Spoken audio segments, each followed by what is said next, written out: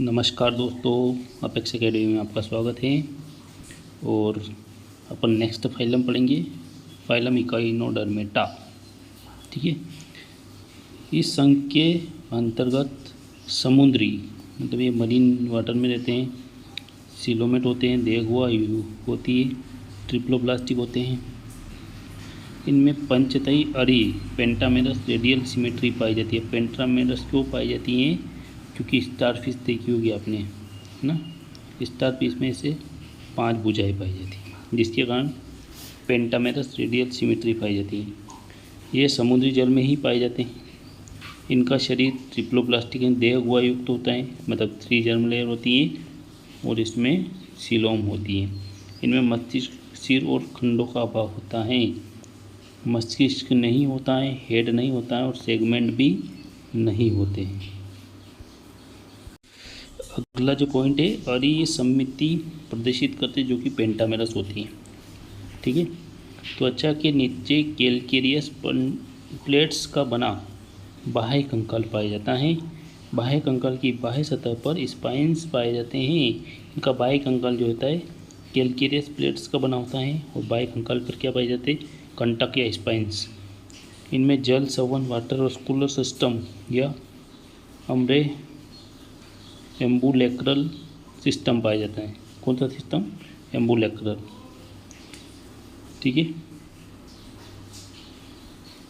आगे देखते हैं, इन शरीर में विशिष्ट परिसंचरण तंत्र, सर्कुलेटरी और श्वसन तंत्र का अभाव होता है। कोई स्पेसिफिक सर्कुलेटरी सिस्टम नहीं होता है, रेस्पिरेटरी सिस्टम भी नहीं होता है। इनमें ट्यूब फीट पाए जाते हैं, जिसे अपन नालपात कहते हैं। नालपातों की पतली भित्तियों में शोषण के समय गिल्स के समान कार्य करती हैं। इसकी जो भित्तियाँ होती हैं मेम्ब्रेन, वो किसके समान करती है? गिल्स के समान। इनका तंत्रिका तंत्र अल्प विकसित होता है। इनमें मस्तिष्क नहीं पाया जाता, ये एक लिंगी होते हैं।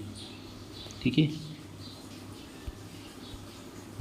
देखो, इकाइनोडर्मेटा को 5 क्लासेस में बांटा गया है। इसके क्लासिफिकेशन सबसे पहले थे क्रीनोइडिया। ठीक है। पहली क्लास है क्रीनोइडिया। इनका शरीर अधोस्तर सीढ़ी द्वारा स्थिर रहता है। शरीर कैल्शियम की बनी केंद्रीय प्लेट, यह 5 भुजाओं युक्त होता है। कितनी भुजाएं होती है? 5। इनकी सभी भुजाएं शाकिर होती है तथा पार्श्व पिन्यूल युक्त होती हैं। सभी भुजाओं में क्या होता है? ब्रांचेस होती हैं। इसका उदाहरण है सी लिली, जिसको अपन फीदर स्टार कहते हैं, एंटेरोन। ये आपका क्रीनोइडिया का उदाहरण है। अगली जो क्लास है इसकी, जिसको अपन कहते हैं एस्ट्रोइडिया। देखिए, एस्ट्रोइडिया में जनरल कैरेक्टर क्या है? इनका शरीर चपटा और तलेनुमा होता है, तारेनुमा। ठीक है। जैसे तारा दिखता है। केंद्रीय डिस्क होती है। केंद्रीय डिस्क में 5 भुजाएं जुड़ी होती हैं। जैसे डिस्क, ऐसे 5 भुजाएं, 5 आर्म्स जुड़ी होती हैं। तारेनुमा संरचना करने तारा मछली स्टार फिश कहते हैं। इनके मुंह निचली सतह ओरल सरफेस पर हो, जो गुदा होती है ऊपरी सतह एबोरल साइड पर होता है। इनमें इनका विकास बाइपिनेरिया लार्वा से होता है। ये IMP पॉइंट है कि बाइपिनेरिया लार्वा से किसका विकास होता है? स्टार फिश का। इसका उदाहरण स्टार फिश एस्टेरियास जिसे अपन कहते हैं। नेक्स्ट जो क्लास आती है इसकी ओफी यूरोइडिया।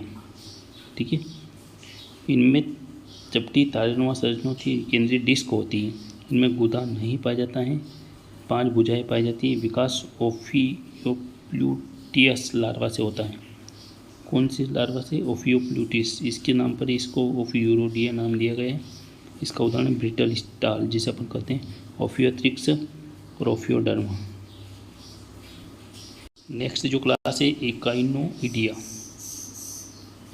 इसका शरीर गोलाकार हृदय या डिस्कनुमा होता है।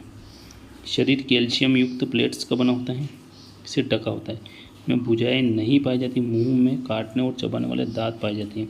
इसका उदाहरण सी अर्चिन, इकाइनस। 5वीं जो क्लास है इसकी होलोथुरोइडिया।